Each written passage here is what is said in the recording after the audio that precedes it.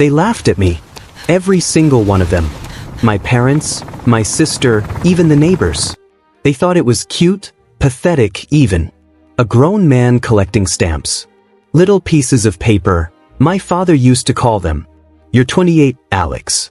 Maybe it's time to start collecting something that actually matters. He'd laugh, tilt his glass of whiskey, and shake his head as if I were some lost child who refused to grow up. But those little pieces of paper, they were my world. They were the only things that ever made sense to me. Each stamp told a story, whispered from another time. A king, a revolution, a war, a forgotten love, all sealed in ink and color. When I held them under the warm glow of my desk lamp, I didn't just see paper. I saw meaning, history, humanity. I started collecting when I was 8. My grandfather had sent my mother a letter from London in 1942. He died before I was born, but that letter, it survived. The stamp on it was blue, faded, slightly torn on the edge. I remember staring at it for hours, wondering what kind of man had touched it before me. That was the beginning. That was where everything started. Over the years, I built something extraordinary. It wasn't easy. I worked 2 jobs, skipped nights out, and saved every dollar. When people spent money on trips, parties, cars, I spent mine on auctions, rare finds, and international trades. Japan, France, Argentina, Australia, I had friends all over the world who shared my passion. My little apartment became a museum of silent history. 5 black binders. Each page carefully sealed. Each stamp catalogued with a story. And the irony? The same people who once mocked me started asking questions. So, how much is it worth now, Alex? My sister, Elena, was the first to show interest. She'd pick up one of the albums, flip through the pages, pretending to admire them, but I could feel her eyes measuring value, not beauty. My mother joined her. You should keep them somewhere safer, darling, she'd say. Someone might take them. At the time, I thought she cared. Now, I know she was testing my guard. I wasn't rich. I lived quietly, modestly. But experts said the collection was unique, priceless even. Some of the pieces dated back to the 1800s. Rare British issues, early colonial prints, limited wartime stamps. I never thought about selling them. Money never crossed my mind. They were my legacy, my proof that something good could come from dedication, from patience, from love. And then came the first crack. My sister started posting pictures online. New clothes, expensive restaurants, spa weekends. I knew her job couldn't pay for that. When I asked, she smiled. You only live once, Alex. I laughed it off, not wanting to fight. But somewhere inside me, something felt wrong. Then came my short business trip to Seattle. 3 days. Just 3 days away from home. I remember the morning I left. I locked my study, as always, dropped the key into the small porcelain bowl by the door, and told my mother to water my plants while I was gone. She smiled sweetly, hugged me tight, and said, "Of course, sweetheart. Don't worry about a thing." I didn't know that was goodbye. When I came back, the first thing I noticed was silence. Not the usual, comforting kind, but hollow, heavy silence. The air felt strange. I walked into my study and froze. The shelf where my albums stood was empty. My heart stopped. My brain tried to rationalize. Maybe I'd moved them, maybe I'd sent them for appraisal, maybe, but no. I knew every inch of that room. And that space, that cold, blank space, was like an open wound. I dropped to my knees, pulled open drawers, boxes, cabinets. Nothing. The window latch was open. The carpet slightly moved, as if someone had stepped there recently. And then I saw it. A single torn page from my handwritten catalog, lying on the floor, half crumpled. The page I used to track the rarest ones, my grandfather's blue London stamp among them. My hands started shaking. I wanted to scream, but no sound came out.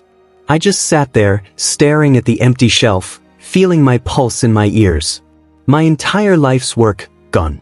Every sacrifice, every sleepless night, every dream, gone. I called my mother. No answer.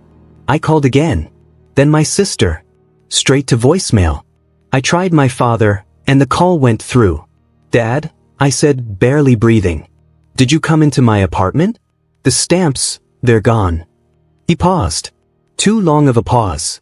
Then his voice, calm, dismissive. "Alex, calm down. It's just stuff. Maybe you misplaced them." I knew that tone. That dry, measured tone he used whenever he lied. I hung up and opened my laptop, desperate for distraction. That's when I saw it. My sister's new post. A photo, bright and sunny, full of joy. Elena standing on a beach, holding a cocktail. Behind her, a glowing sign. Maldives private villa, oceanfront paradise.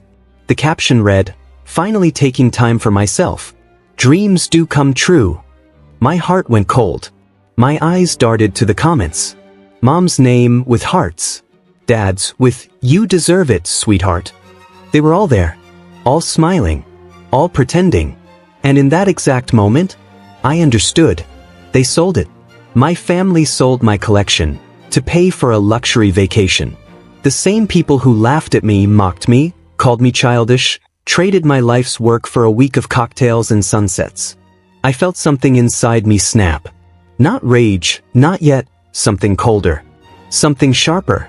The kind of silence that comes before a storm. Because deep down, one thought was already forming. If they thought they could steal from me and walk away smiling, they didn't know me at all. They couldn't have been more careful, and that terrified me. Because the quieter the theft, the clearer the betrayal. I sat on the edge of my couch, sleeves rolled up, the apartment around me suddenly foreign. The lamp over the desk threw a pale circle on the floor where the albums had been. I opened my phone and began the slow, methodical work of a man waking into a nightmare and deciding he would not sleep through it. First, the obvious steps. Call the police? I thought about it, then discarded the idea.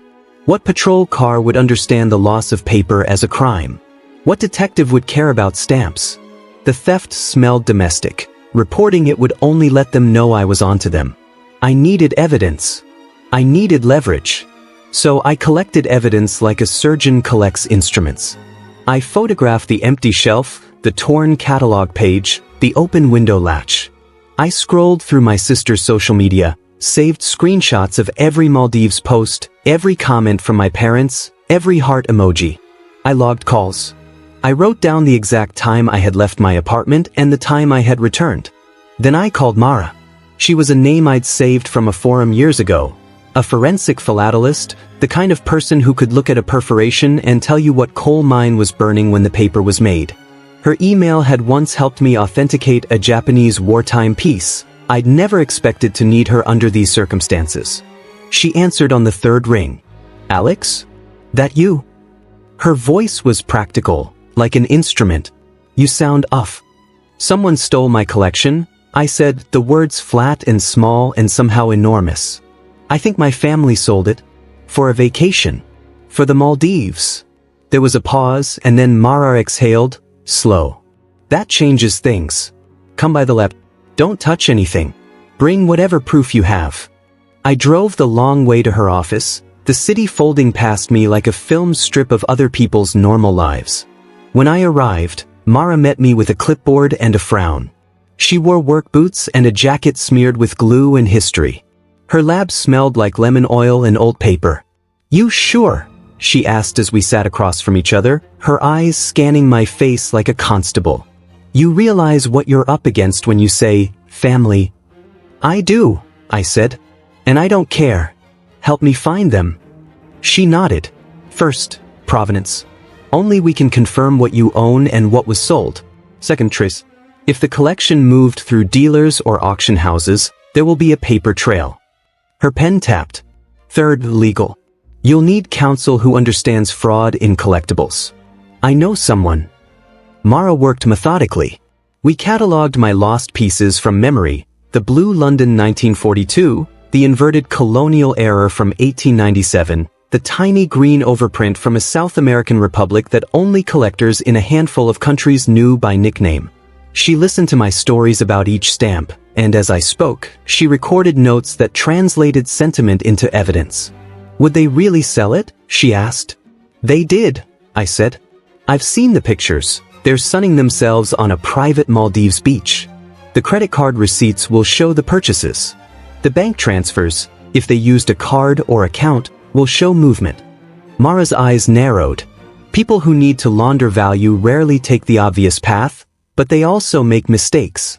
A call to one dealer, a hasty appraisal, a wrong signature. You'll be surprised how sloppy greed can be when it's done in private. We started running down leads. Mara called an auction house in the neighboring state, not the famous ones, but the smaller specialist auctions that deal in philatelic lots. I called the credit card company under the pretense of a fraud inquiry. If the purchases had been made from my parents' cards, a pattern might appear. I reached out to old trading partners via encrypted messages, asking if they'd seen my collection advertised under another name. And then, the first break. A dealer in the Midwest responded with a short, clipped message. We handled a private sale last month. A local buyer, name of Parker, offered a lump sum. No, we didn't take photographs. No, we don't disclose identities without a court order. If you have documents proving ownership, we can initiate recall. Parker. My father's name. For a second, the world bent. I sat down in the car outside Mara's office and breathed until the city righted itself. I thought of my father's laugh, the way he'd flippantly called my life's work, little papers. I thought of the careful way my mother had taken my key from the bowl, the way my sister had hugged me goodbye that morning as if our roles in the family had not shifted that day into something monstrous. Mara's face was quiet when I told her.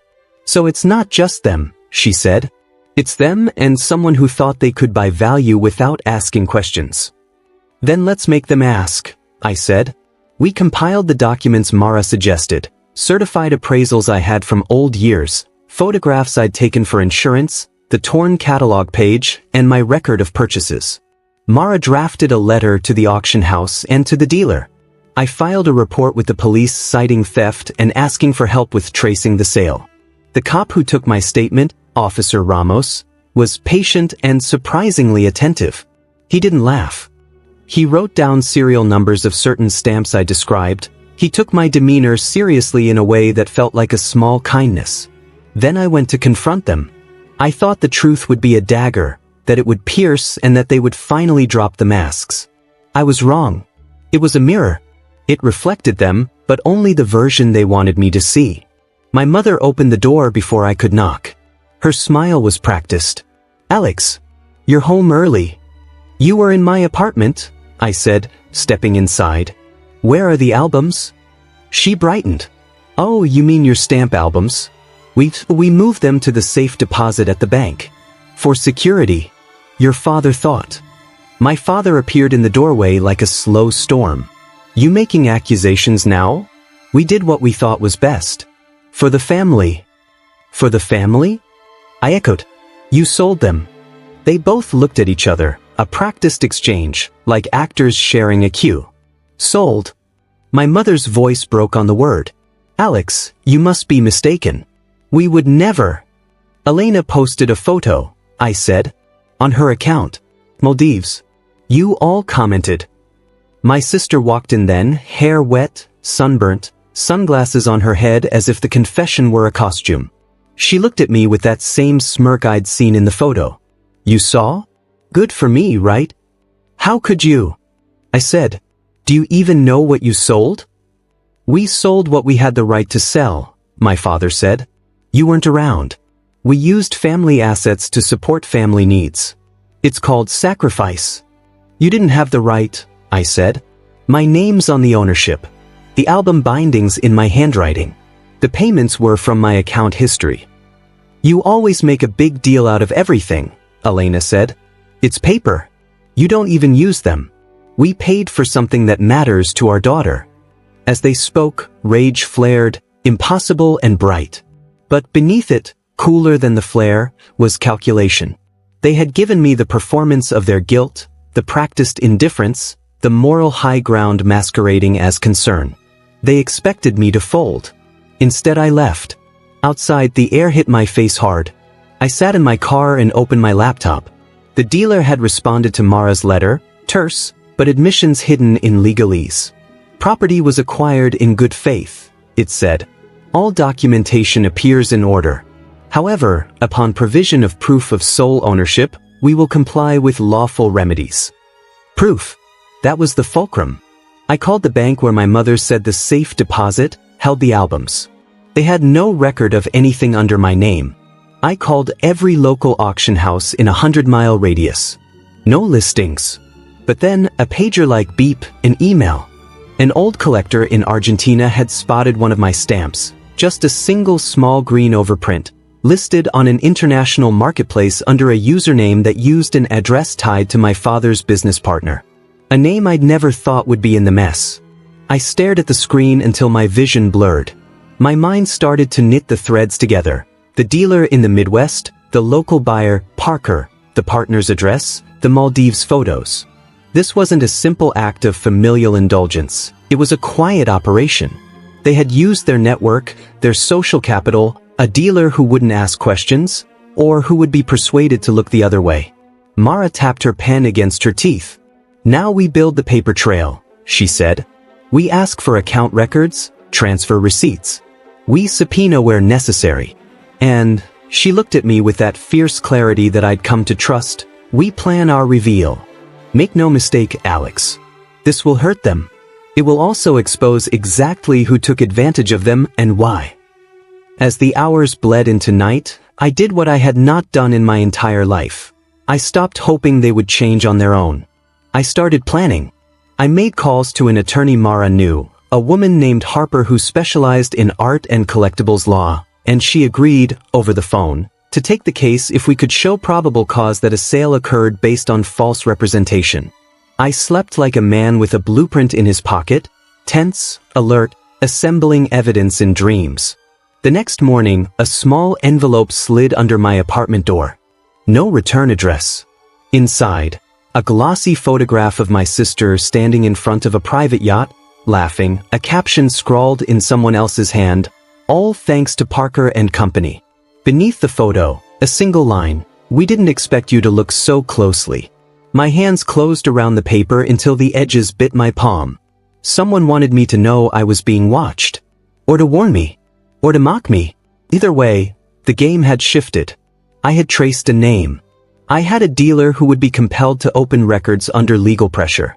I had a lawyer. I had Mara. And I had the knowledge that the people who stole from me believed they could do so without consequence. They were wrong. But the question remained, and it was a cold one. How far would they go to cover their tracks when their little confluence of lies began to unravel? The next morning, I didn't wake up, I snapped awake. No dream, no peace, just that sharp pulse behind the eyes that screams, "You're not done yet." The note from last night sat on my desk. Creased. Smudged. We didn't think you'd start digging. I kept staring at it, running my thumb along the edge of the paper like I could rub the truth out of it. Someone had been inside again. Inside my home. After I'd changed the locks. After I'd installed cameras. Whoever left that note wanted me to know. I called Mara. She picked up on the second ring. Alex, you sound like you haven't slept. I haven't, I said. They were here again. She didn't speak for a few seconds. Then quietly, then you're closer than you think. That day, I went through every receipt, every message, every memory. I pulled the phone logs, the email threads, anything that could show where the money went. 2 days later, Mara called back. Her voice was low, urgent. Alex, I think I found something. But you need to sit down. She'd traced one of the stamps, the Red Mercury. A rare Austrian issue, one of only 7 known to exist. Sold last month through a private auction in Singapore. Estimated price? $280,000. The buyer's name, Oceana Holdings Ltd. A travel and luxury agency. Registered in the Maldives. And the seller? Listed as a trust, Yale Family Assets. My heart dropped. Helena and Lucas. My sister and her husband. I felt the room tilt. Everything went quiet, except for my heartbeat, pounding like a hammer in my skull. They hadn't just taken a few albums. They'd laundered them, sold the stamps under a fake trust, and used the funds to pay for their dream vacation. And now they were trying to cover the trail. That night, I drove to my parents' house. No warning. Just headlights cutting through the rain, tires splashing on the cracked driveway. When my father opened the door, he looked older, smaller, like guilt had carved him down to size. "Alex," he said softly, "you shouldn't have come here. Where are they?" He didn't answer, just stepped aside. Inside, my mother sat at the dining table, hands folded, eyes red. "Elena's not here," she said. "Then where?" Silence. Then she whispered, "You don't understand, it wasn't supposed to go this far." I slammed my hand on the table. "Not supposed to go this far? You sold my life. For what? A sunburn and champagne." Tears welled in her eyes, but she didn't deny it. "They were desperate, Alex. The bills, the debt, Then ask me." I shouted. I would have helped. But I saw it then, the truth behind her trembling voice. They didn't ask because they knew I'd say no. They didn't want help. They wanted my silence. That night ended with slammed doors and shattered glass. And as I drove away, rain hammering against the windshield, I realized this wasn't about money anymore. It was about betrayal. Still, something gnawed at me. The note. The open window. The way my father said, "You shouldn't have come." It sounded less like guilt and more like a warning. 3 days later, Mara called again. Her tone was different, tight, nervous. "Alex, are you alone?" "Yes, why?" "You need to get out of the house. Now." "What are you talking about?" I traced another sale, the Blue Mauritius. It wasn't through the same account. It was wired from your name. I froze. "What?" "Someone's using your identity, Alex. They're setting you up." I grabbed my laptop, pulled up my bank. Transactions I'd never seen, foreign transfers, luxury purchases, travel insurance under my name. Someone was making it look like I'd sold my own collection, and then tried to hide it. The line went quiet. "Alex, I'm here." "Then listen to me," she whispered. "If they've gone this far, they're not just trying to keep the money. They're trying to erase you." And that's when I heard it, faint, through the receiver, a sound like a door creaking. Behind her. "Mara." Static. Then, the call cut out. I dialed again. No answer. Twice. Nothing. And outside my window, a car idled. Engine running. No headlights. Just waiting. The car outside didn't move. Just sat there.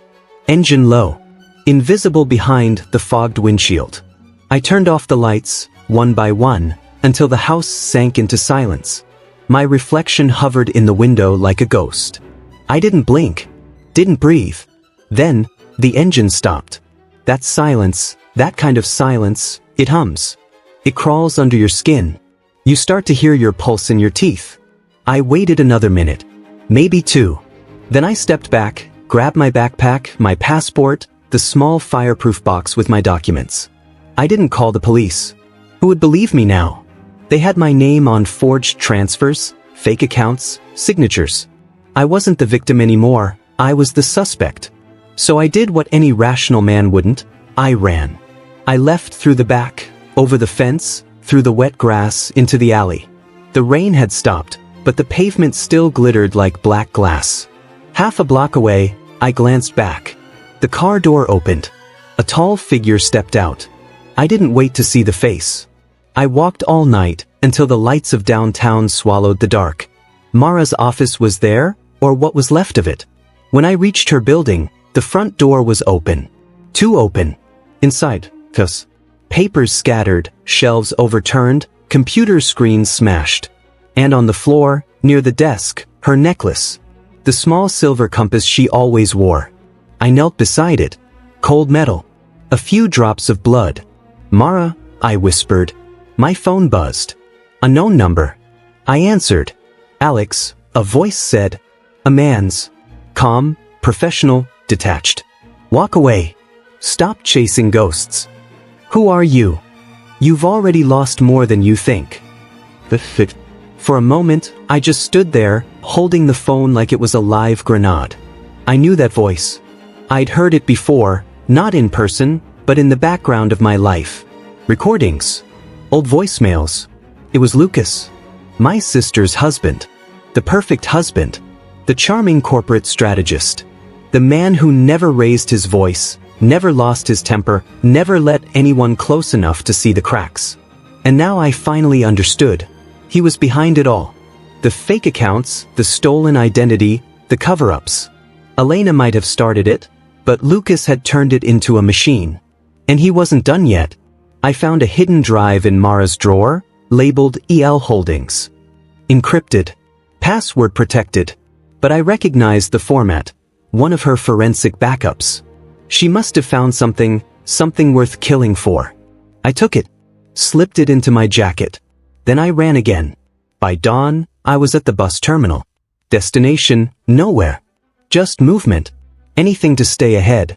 As the bus pulled away, I watched the city shrink behind the glass. Every shadow looked like a threat.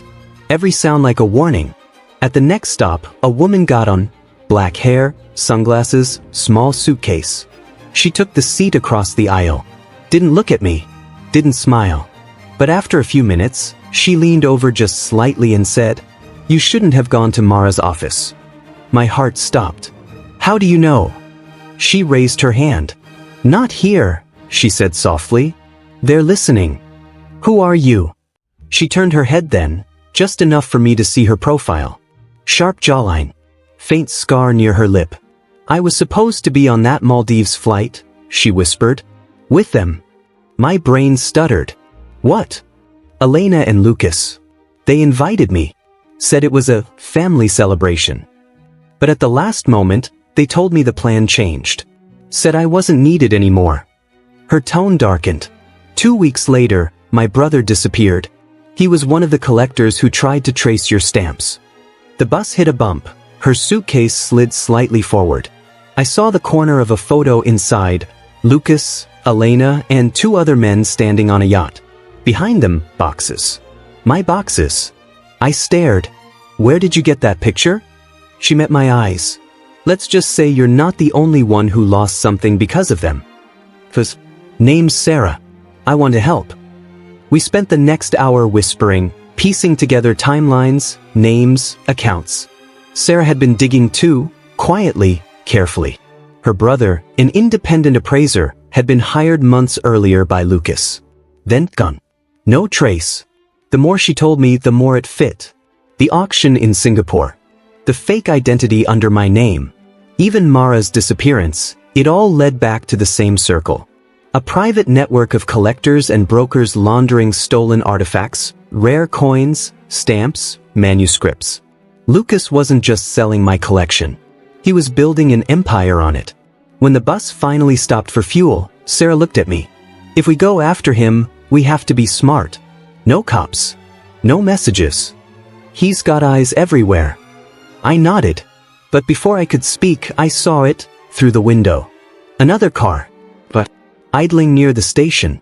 The same one from my house. Sarah followed my gaze. Her expression hardened. "They found you." I swallowed. "What now?" She unzipped her suitcase, revealing a small satellite phone, burner IDs, and what looked like a printed dossier. She handed me one page, a scanned passport photo. Lucas. Under a different name. Departure stamp, Malé International Airport, 1 week from now. Sarah looked at me and said, "You wanted justice? Then we go to the Maldives." And for the first time since this nightmare began, I felt something close to hope. Not peace. Not safety. But purpose. Because if my family sold my life for paradise, then I was going to bring hell to paradise. The sky over the Indian Ocean was the color of bruised metal. Even paradise looks different when you're running for your life. The flight to Malé took 21 hours, 3 transfers, no sleep, and the constant hum of paranoia in my chest. Every face looked familiar. Every cough felt staged. I caught myself flinching every time someone brushed my shoulder. Sarah sat beside me, calm, unreadable. She'd done this before. The fake passport, the coded tickets, the silent landings. I hadn't. My hands wouldn't stop shaking, even when the flight attendant asked if I wanted coffee. When the wheels finally hit the runway, Sarah leaned closer. "From this moment," she whispered, "we're ghosts. No calls. No messages. No mistakes." Outside, the air felt thick, like breathing through velvet. Palm trees swayed lazily above the terminal, and somewhere, a speaker played soft music. A voice singing about love and sun and freedom. All I could think was, they sold my soul for this. We slipped through customs using the fake IDs, Alexandru Varga and Sarah Tan. Tourists. Engaged. Celebrating. Sarah smiled sweetly at the officer. I tried to do the same. My pulse thudded so loudly I thought the whole terminal could hear it. Outside, a man in a white shirt held a sign, Mr. and Mrs. Varga. Sarah had arranged it. A private speedboat to the resort. The same one in the photo, the one from my sister's post.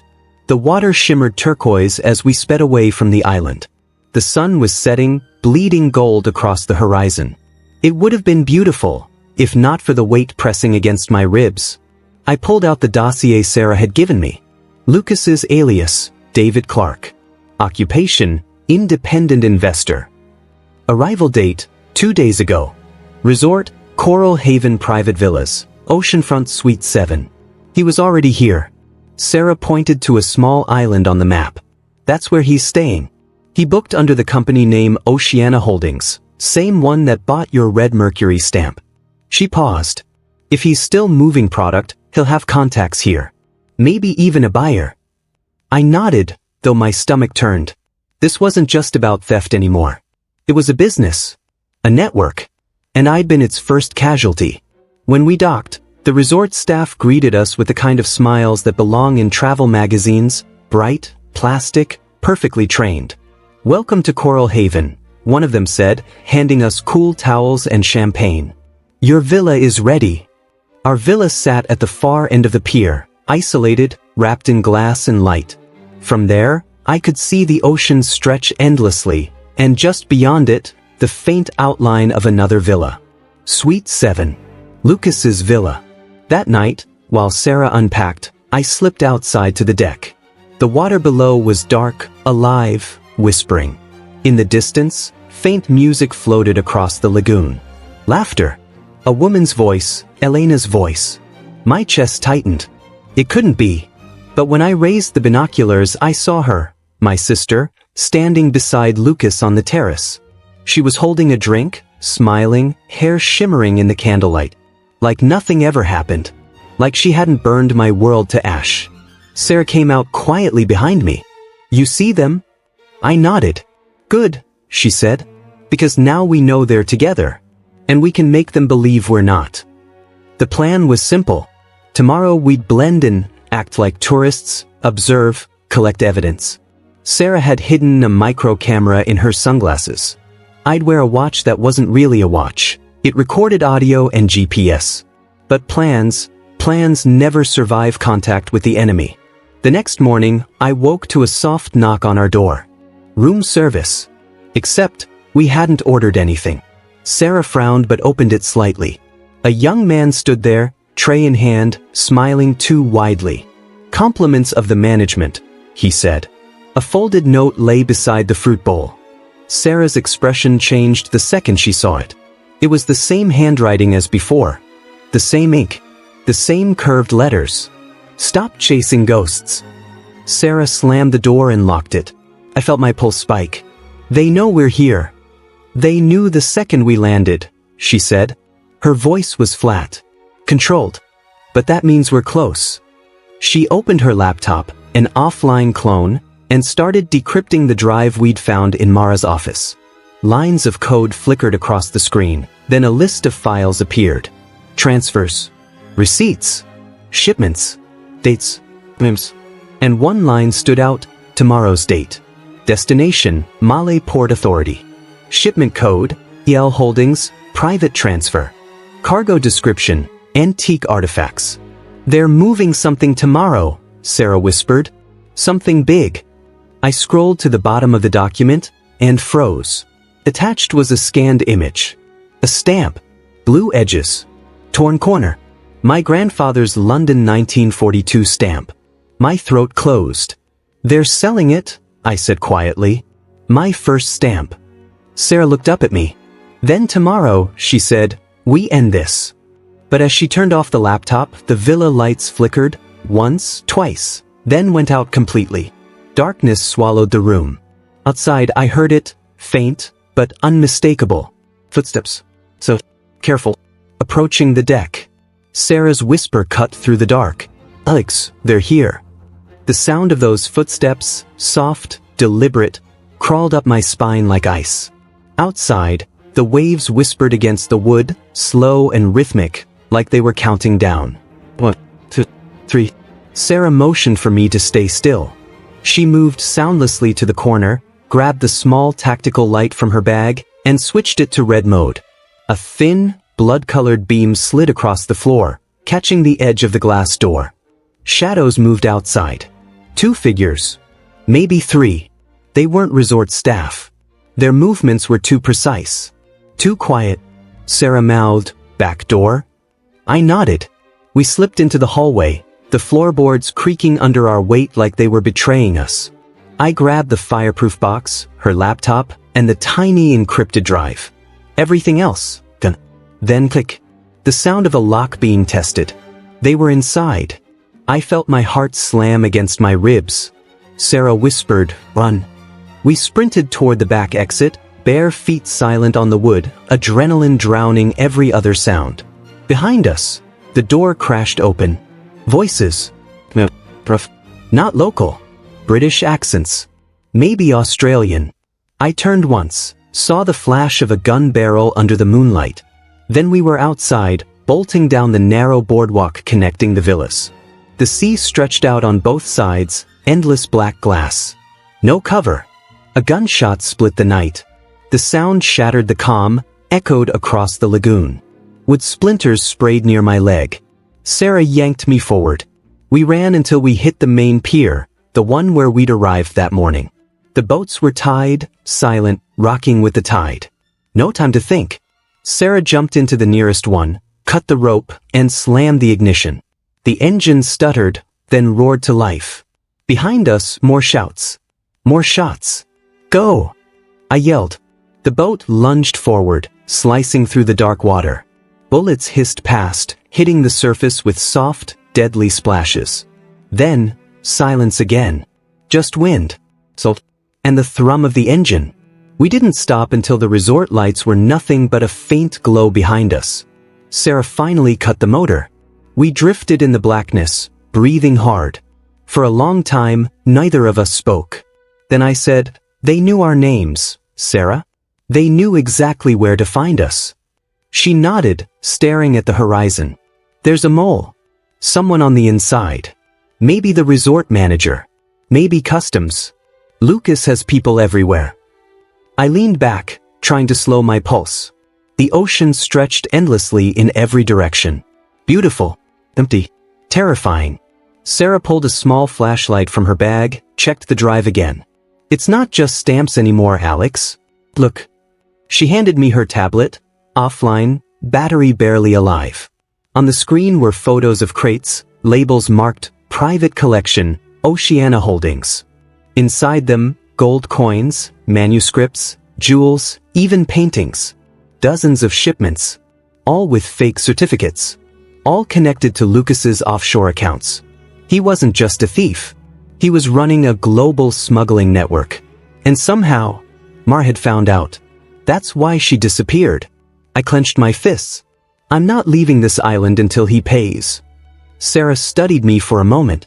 "You want revenge," she said. "I want answers. We can get both." "How?" "We find the shipment tomorrow, before it leaves the port.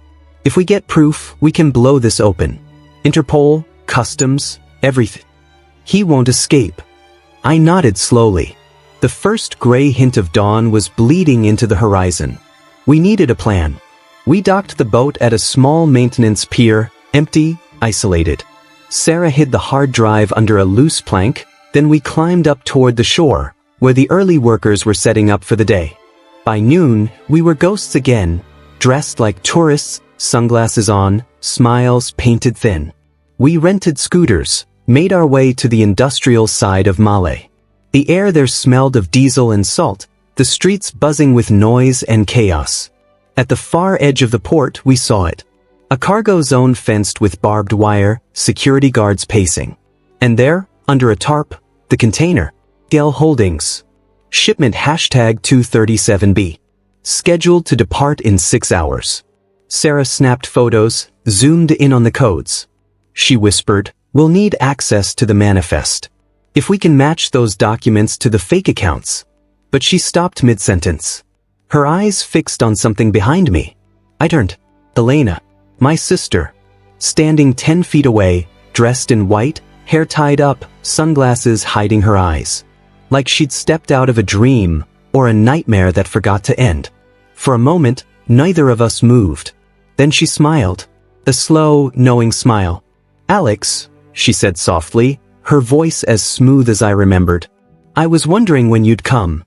Sarah's hand tightened around my arm. "Don't," she whispered. But it was too late. I took a step forward. "Elena, where's Mara?" Her smile didn't fade. "Gone. Like you should have been." Behind her, 2 men in suits appeared, the same kind from the villa. Guards. I felt my throat close. She tilted her head. "You never understood, did you? None of this was supposed to be personal. You just made it that way." Sarah reached into her bag, but Elena raised a hand. Don't." She stepped closer. "You think this is about your stamps? Those were just the beginning." And then she leaned in, close enough for me to see my reflection in her glasses, and whispered, "You were the test. The experiment. And you passed perfectly." Before I could react, one of the guards lifted something, a small black device, and there was a sharp, electric crack. Pain exploded through my chest. Then, darkness. The last thing I heard was Elena's voice, calm and distant. "Take him to the villa.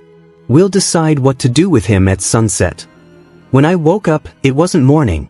It was a place without time.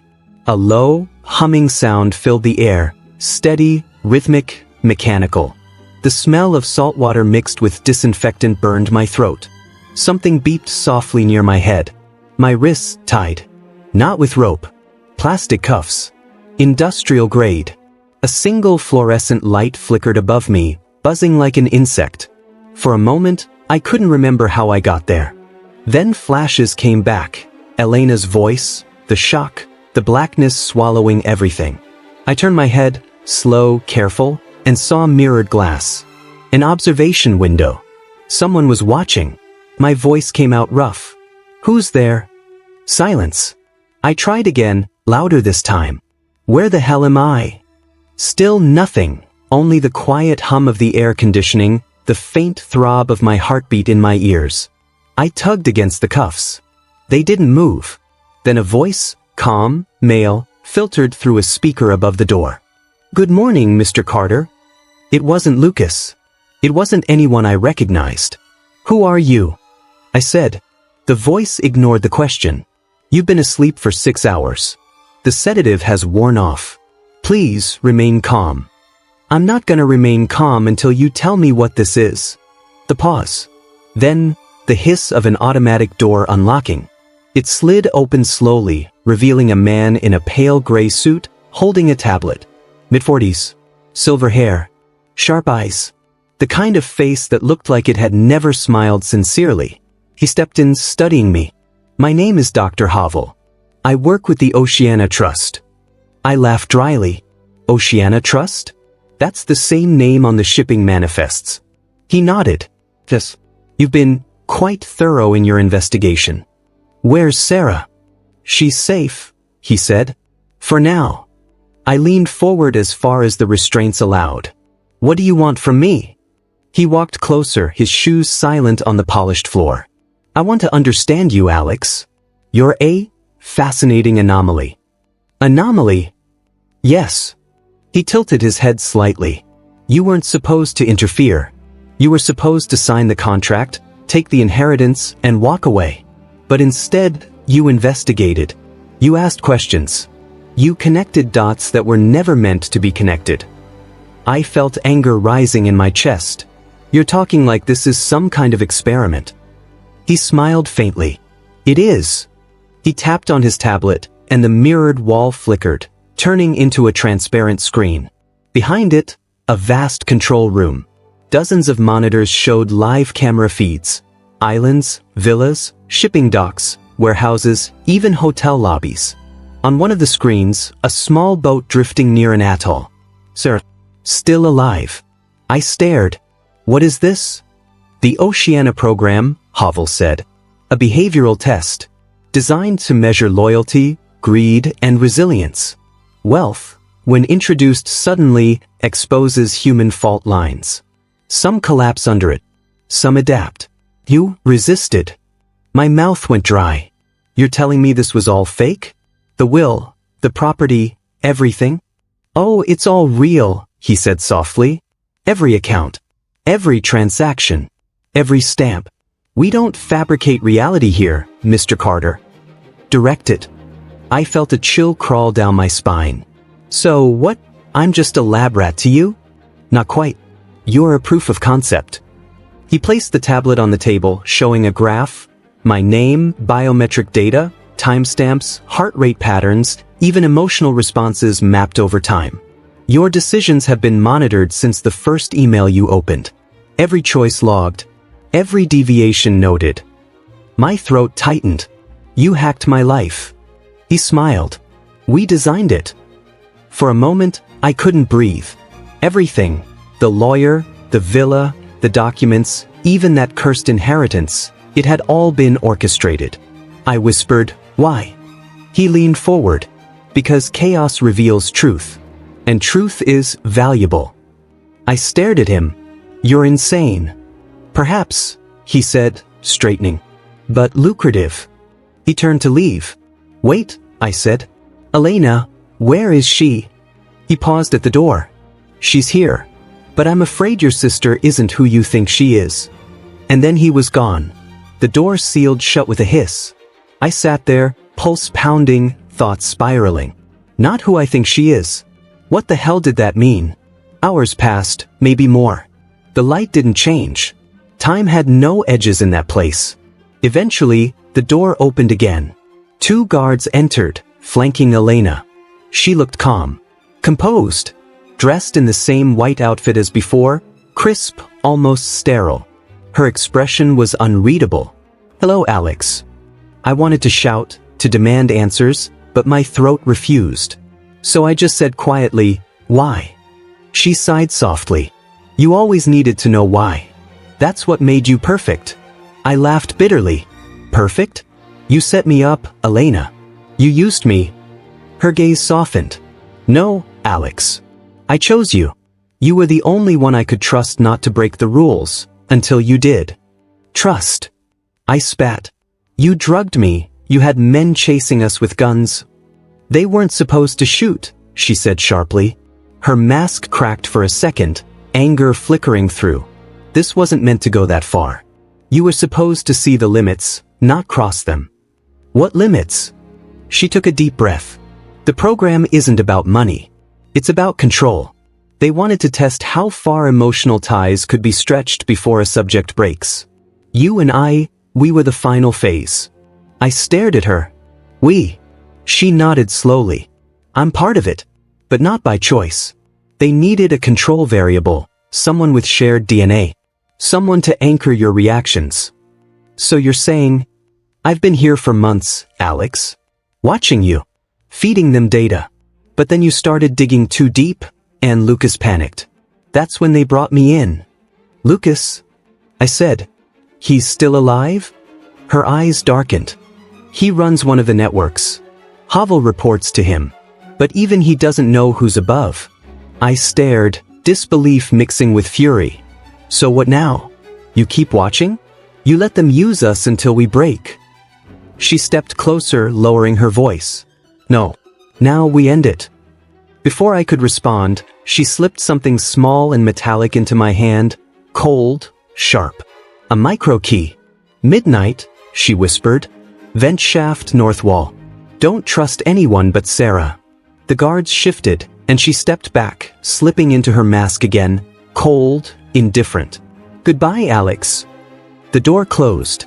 I stared down at the key, its edges biting into my skin. And for the first time since this nightmare began, I felt a flicker of something real. Hope.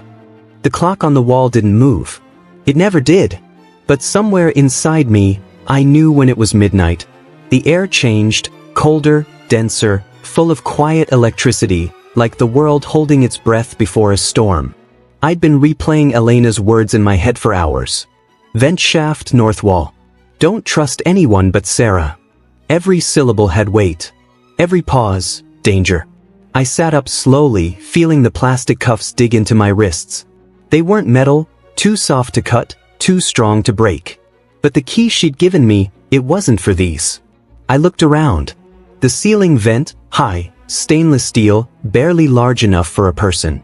And near the north wall, beneath a steel plate bolted into the floor, I saw a narrow groove, faint, almost invisible. I dropped to my knees, pretending to stretch. The cameras blinked lazily, a lull between surveillance sweeps. I slipped the micro key into the groove. The plate lifted just enough for me to wedge my fingers in. Below, darkness. A cold draft rose from below, smelling of salt and machinery. I hesitated. Once I went down, there was no turning back. But staying wasn't an option. I climbed down the narrow shaft. The metal was slick, the air damp. Each movement echoed, amplified in the hollow tunnel. At the bottom, faint emergency lights pulsed red, like a heartbeat. The corridor stretched endlessly in both directions. I whispered to myself, north, north, and moved left. The floor sloped downward, and soon I could hear the hum of engines, not small ones. Turbines. Oceana wasn't just a facility. It was floating. A research base? A ship? I couldn't tell. But the constant vibration underfoot told me the sea was close. After a few minutes, I reached a junction, 3 tunnels branching off. A keypad glowed faintly on the wall, marked with the letters OS 13. I pressed the keycard slot. Nothing. Then I remembered. Sarah. Don't trust anyone but Sarah, Elena said. That meant Sarah was here. Somewhere. I touched the earpiece still tucked behind my ear. They hadn't noticed it when I was unconscious. A miracle. I whispered. Sarah, if you can hear this, I need a sign. Anything. Static. Then, a faint crackle. Alex. Her voice. Faint, strained, but real. Thank God. Where are you? Below deck 3, near the storage hold. They've moved the collection here. It's sealed in a vault labeled 037. The stamps? Yes. They're planning to ship them out in the morning, auction them as anonymous assets. I exhaled slowly. Then we have until sunrise. She hesitated. Alex, there's something else. Elena wasn't lying. There's a master override. If we trigger it, we can shut down the entire network. But it's in the control nexus, East Wing. Which means we have to split up. I hated that answer. But she was right. All right, I said. You get to the vault. I'll find the nexus. Alex, listen. Once you reach it, use code. Her voice cut out. A high-pitched shriek replaced it, feedback, like metal tearing through air. Then silence. Sarah. I whispered. Sarah. No answer. The red lights flickered, once, twice, and then went out. For a second, I thought I'd gone blind. Then backup lights kicked in, pale blue, flickering weak. A motion sensor beeped behind me. Footsteps. Slow. Heavy. Too heavy for Elena. Too deliberate for guards. I ducked behind a pipe, holding my breath. The sound grew louder, boots scraping against metal, dragging something. Then a figure appeared in the corridor. Tall, and unmistakably familiar. Lucas. He turned, eyes reflecting the cold light. But it wasn't the Lucas I remembered. His face was scarred, his left eye a thin red lens, his movements too precise, too mechanical. He smiled faintly. You shouldn't have come this far, Alex. I stepped out slowly. They told me you were dead. He laughed, low, metallic.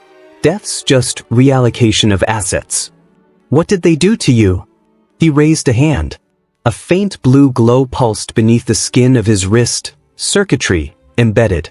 They rebuilt me, made me efficient. My stomach turned. They turned you into a machine. He tilted his head. Better than being obsolete. Where's Sarah? He smiled again.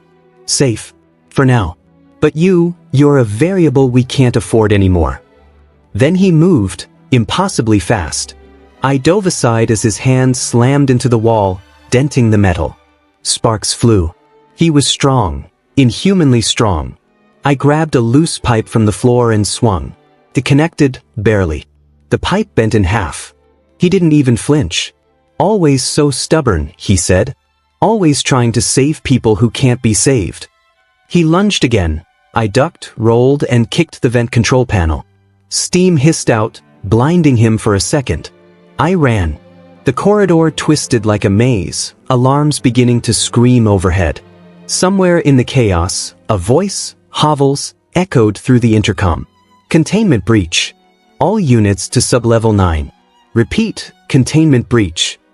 I turned a corner, panting, my lungs burning. And then I saw it, a glass wall, behind which shimmered dozens of vaults. Row after row of sealed containers, each labeled with a number. And among them, 037. Sarah was right. But before I could reach it, a side door opened, and Sarah stumbled out, clutching a small black case to her chest. "Alex," she gasped. "You found it." She nodded, eyes wide. "And I found this too, data cores, evidence of everything. The whole Oceania program. If we get this out, we can expose them." I grabbed her hand. "Then we run." But the moment we turned, the hallway lights exploded in a flash of white, and from the smoke stepped Lucas again, his voice calm, mechanical. "You won't leave this vessel alive," Sarah whispered. "He's blocking the exit." I looked around. Pipes, wires, water tanks. Yes. But then I saw it, a maintenance ladder leading upward. "Go!" I shouted. "Climb." She hesitated. "What about you?" "I'll buy you time." She looked at me, terrified, desperate, then kissed my cheek. "Don't die." "I'll try." She climbed. I turned to face Lucas, heart pounding, pipe still in hand. He smiled again, slow, deliberate. "Heroic gestures won't change your outcome, Alex." I exhaled. "Maybe not. But they'll change yours." And with that, I slammed the pipe into the control conduit behind me. Electricity exploded in a flash of blue. Sparks rained down, alarms howled, and Lucas convulsed, his circuits surging with uncontrolled power. The ship trembled. The lights died. And as the world plunged into darkness, I whispered, "This isn't over." Water. Everywhere. The corridor was flooding fast. Pipes hissed and burst like veins giving way under pressure. Red alarms strobed across the metallic walls, painting the chaos in flashes of blood. Sarah climbed, her lungs burning, her fingers slipping on the steel ladder. Below, she could hear the hum of collapsing machinery, and then, silence. "Alex," she whispered, breathless. No answer. Only the rising water, whispering like something alive. She reached the hatch above and slammed her shoulder into it. Twice. It gave way on the third hit, bursting open into blinding moonlight. Cold air rushed in, sharp and salty. She gasped, pulling herself onto a rain-slicked deck. The surface. The sea stretched endlessly, black and restless, broken only by the faint outline of a few distant lights, patrol drones, circling the perimeter. The Oceania facility wasn't a ship after all. It was a platform anchored deep into the ocean bed, half submerged, half alive. Sarah looked around, clutching the black case against her chest. Inside, the data cores, the proof, and the small album of stamps, sealed carefully beneath the evidence. She swallowed hard, whispering to the sea, "You didn't die for nothing, Alex." Then a voice crackled in her earpiece, distorted, faint, but unmistakable. Sarah's move. Her eyes widened. "Alex, you're alive?" Static. Then again louder, strained, weak, but real. "Go to the helipad now." She spun around, the far end of the platform, maybe 300 meters away, a helipad glowing under emergency lights. But between her and the pad stood a dozen armed drones, their eyes pulsing red. She took a deep breath. "All right, one more impossible thing." Sarah sprinted. The drones whirred, weapons deploying with cold precision. Bullets ripped through the rain. She zigzagged, diving behind a crate, then rolled and fired back, using the sidearm she'd stolen from a guard. 3 drones went down. 9 left. The rain blurred her vision. Thunder cracked overhead. She fired again, hitting one in the sensor core. Sparks, smoke, a mechanical scream. Her pulse hammered. Come on, come on. She reached the helipad just as the turbines roared above. A small black helicopter was descending, unmarked, matte finish, the kind that didn't exist in official registries. The door opened, and there, pale but alive, stood Elena. Get in, she shouted over the wind. Sarah froze. Elena? Where's Alex? Elena's eyes flicked briefly to the deck below. He's alive, barely. But we don't have time. The whole platform's going under. Sarah hesitated, the rain soaking her hair, lightning reflecting in her eyes. How do I know I can trust you? Elena's expression hardened. You don't. But if you stay here, you'll drown. The platform shuddered violently. A massive crack split the deck open behind her. She didn't think twice. She jumped in. The door slammed shut. Inside, the noise dulled, replaced by the deep thrum of the rotors. Elena turned to the pilot. Take us east. Base Echo 9. Sarah looked at her, fury mixing with disbelief. Base? You still work for them? Elena didn't answer right away. Instead, she handed Sarah a small oxygen mask. Put it on. The air's not clean up here. Sarah didn't move. Tell me where Alex is. Elena finally met her eyes. He's still below. But I can get him out, if you give me the data cores. Sarah gripped the case tighter. You're lying. Elena's tone softened, almost pleading. Sarah, please. The longer you hold on to that, the more dangerous it becomes.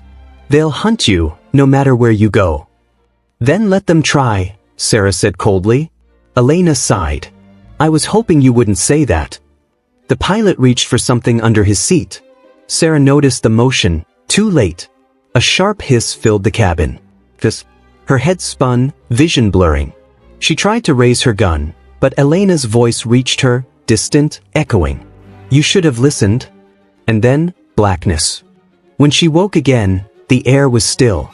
The floor beneath her was no longer metal but marble. Polished. Cold. She blinked, disoriented. The ceiling above her, white, curved, and seamless. A symbol marked the wall. A circle intersected by 3 lines. Not Oceana. Something else.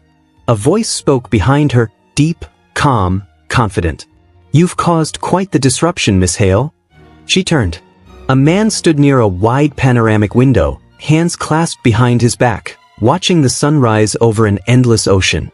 He wore no uniform, just a white suit and bare feet. Sarah's voice trembled. Who are you? He smiled faintly without turning. The one who started it. Started? Oceana? Started everything. He finally turned, his face illuminated by the dawn. Older than she expected, but with eyes so sharp they almost glowed. Call me Marius, he said. I founded the first behavioral trials decades ago. Oceana was Phase 4. Phase 4? She whispered. How many phases are there? He smiled. There were 7. You and your brother were part of the 8th.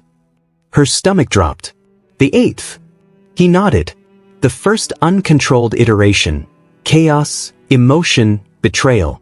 True unpredictability. Sarah took a step back. You experimented on us? He didn't deny it. He simply said, the world runs on patterns. People like you and Alex, you break them. That makes you dangerous. But also useful. Her jaw clenched. You used my family. You destroyed his life. I revealed it, Marius said softly. The illusion of love. The mask of loyalty. You should be thanking me. Sarah's voice cracked with anger. Where's Alex? He smiled thinly. On his way. Though I doubt he'll thank you when he arrives. The doors slid open. And there he was, Alex. Alive. Barely. 2 guards pushed him forward. His face was bruised, his clothes soaked, but his eyes still burning with that same defiance. Sarah froze. Alex. He looked up at her, no warmth, no relief. Just silence. Marius stepped between them, voice smooth and commanding. Now, let's finish the test. Sarah's heart pounded. What test? Marius gestured toward the two of them. The final choice. Only one of you leaves this room alive. Silence. A silence so heavy it felt alive, pressing against the walls, crawling under the skin, waiting. Sarah couldn't move. Alex stood across the room, drenched, trembling, his eyes fixed on her, not with anger, not even with confusion, but with something colder. Resignation. Marius walked slowly between them, his white suit immaculate despite the chaos outside. He smiled, that calm, deliberate smile of a man who thought he'd already won. Humans, he began softly, speak of love as if it's infinite. But it isn't. It's a resource. Finite. Conditional. When forced to choose between survival and compassion, love dies first. He turned toward Alex. You've proven stubborn, resilient, unpredictable. Admirable traits. But unpredictable subjects are liabilities. Then to Sarah. You, on the other hand, have the capacity for reason, logic, loyalty. You could lead. But only if you let go of him. Sarah clenched her fists. I'll never. Careful, he interrupted. Words have power. And so do choices. He gestured, and one of the guards stepped forward, placing two identical pistols on a glass table between them. Two weapons. Two outcomes, Marius said calmly. One of you leaves this room. The other ensures it. Sarah's breath caught. You're insane. He smiled faintly. No, Miss Hale. I'm a scientist. Alex took a shaky step forward. What's the point of this? The point, Marius said, is to see what remains of you when there's nothing left to lose. The room dimmed. The walls behind them flickered to life, displaying their past. The stamps, their childhood, the betrayal, the flood, everything. Each memory flashing like a blade. Sarah's voice trembled. This isn't a test. This is torture. Semantics, Marius said quietly. Begin. The guards retreated, the door sealing shut behind them. Only the hum of machines and the sound of distant waves filled the air. Sarah and Alex stared at each other, frozen. Then Alex exhaled, his voice hoarse. He wants one of us to break. Sarah nodded, tears glinting in the sterile light. Then we don't give him what he wants. He shook his head. If we don't play, he'll kill us both. Then we die on our own terms. Marius watched them, curious, like a child observing ants in a glass maze. Fascinating, he murmured, still clinging to defiance. But everyone breaks eventually. Alex reached for the table, slowly, deliberately. He picked up one pistol and turned it in his hand, weighing it. Then he looked at Sarah. You still have the data cores? She nodded. Hidden inside the album. He smiled weakly. Good. Alex. But before she could stop him, he aimed the gun, not at her, but at Marius. End of the test, he said. A sharp click. Nothing. The gun was empty. Marius chuckled softly, almost kindly. Oh, Alex, you didn't think I'd make it that easy, did you? He nodded toward the second gun. Only one is loaded. The other, symbolic. Choice, remember? Sarah stared at the table. The other weapon gleamed under the sterile light, heavy, real, waiting. Alex's voice dropped to a whisper. Don't. But she didn't move toward it. Instead, she looked at Marius. Tell me something first, she said. Why us? Out of millions, why us? He smiled faintly. Because your family line carries a rare neurological pattern, empathy resistance. You process emotion differently. Less predictably. I wanted to see how far loyalty could bend before it snapped. Sarah's heart twisted. So we were born into this? Designed for it, he corrected.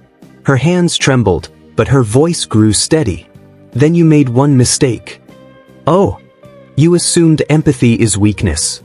She moved, fast, faster than the guards could react on the cameras. She grabbed the loaded gun, not to aim at Alex or herself, but at the glass wall behind Marius. A single shot rang out. The bullet shattered the reinforced glass, alarms blaring instantly. Wind and sea spray roared into the pristine chamber, papers flying, lights flickering. Marius turned, startled, the first time he'd lost his composure. Sarah shouted, "Now, Alex!" He lunged forward, tackling Marius to the floor. The two struggled, chaos, noise, metal clashing against marble. Sarah ran to the control console, wires sparking from the broken glass. On one of the panels, she saw it, Core Access Override Sequence. She yanked the data cores from the case, slamming them into the port.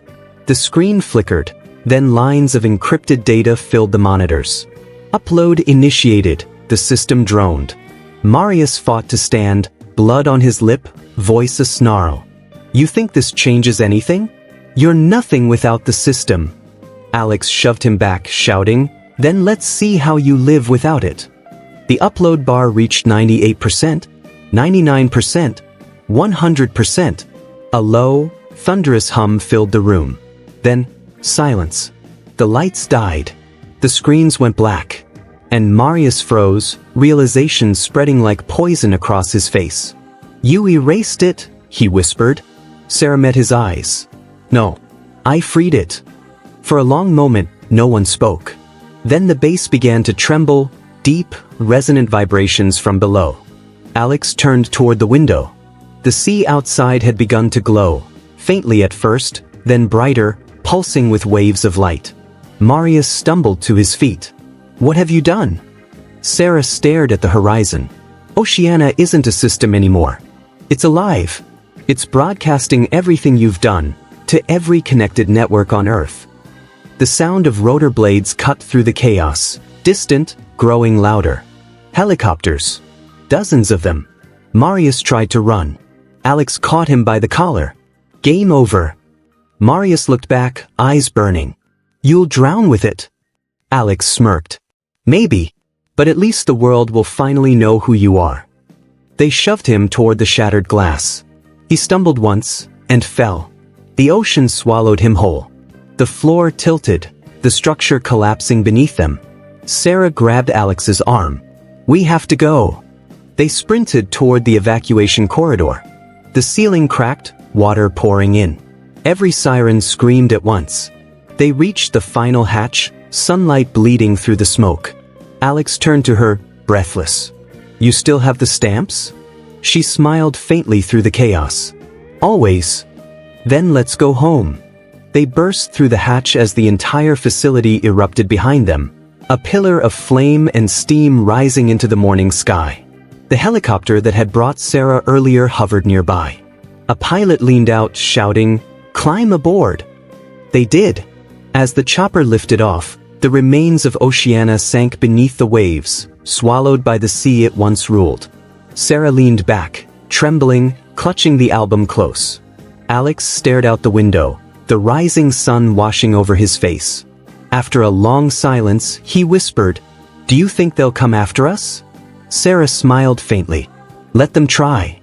And as the helicopter vanished into the horizon, the ocean below shimmered, not with destruction, but with something new. Freedom. Epilogue, echoes of the tide. The ocean was quiet again. Gentle waves brushed the shore like a heartbeat returning after a long silence. Sarah stood barefoot in the sand, the same stretch of beach where she and Alex had once dreamed of escaping to. Now, that dream was real, and it felt different. She watched the horizon, where the sun melted into gold, painting the world in soft light. In her hands, the old leather album, the one that had started everything. It was worn, water-stained, its corners frayed.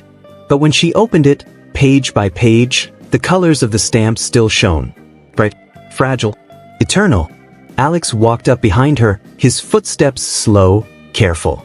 He carried 2 cups of coffee, steam curling into the salt air. "Morning," he said quietly. She smiled. "You didn't sleep again, did you?" He shrugged. "I keep hearing it." "Hearing what?" He hesitated, then pointed toward the sea. "The hum. The one from Oceania. Like it's still out there. Watching." Sarah turned to look at him, searching his face.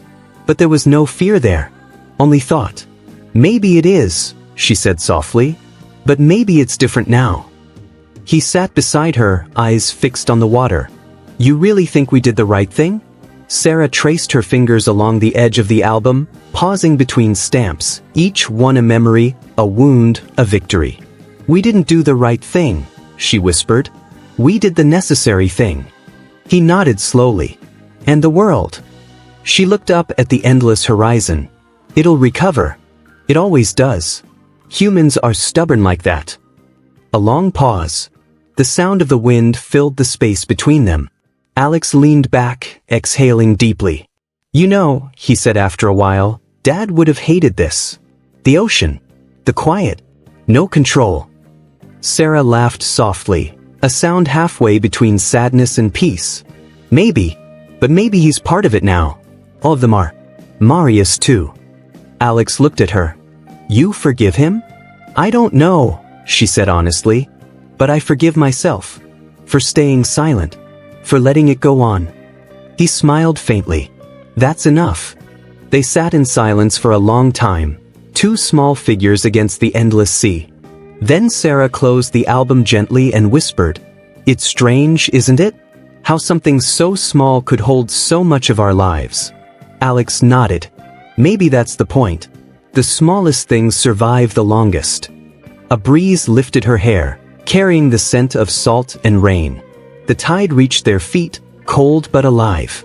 And somewhere, far beneath the surface, the remnants of Oceania pulsed softly, not as a weapon, not as a prison, but as a heartbeat.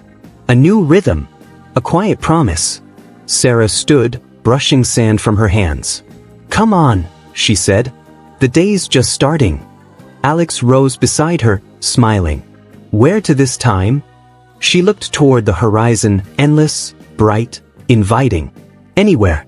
As long as it's ours. They walked along the shore, side by side, footprints fading behind them. The sun climbed higher, the waves whispering their names. And as the sea reclaimed the sand, only one thing remained. The echo of their laughter, carried by the wind. Soft and human and free. Some treasures can't be priced. They hold pieces of who we are. This story wasn't about stamps or vacations. It was about the cost of being seen and the price of standing up. If you felt this, if you'd rather hear more stories about justice and redemption than spectacle and betrayal, tell us in the comments. We read everyone. Thank you for listening. We'll meet again where the truth still has a heartbeat. Like this? Tell us below if you want more stories of courage, not just scandal.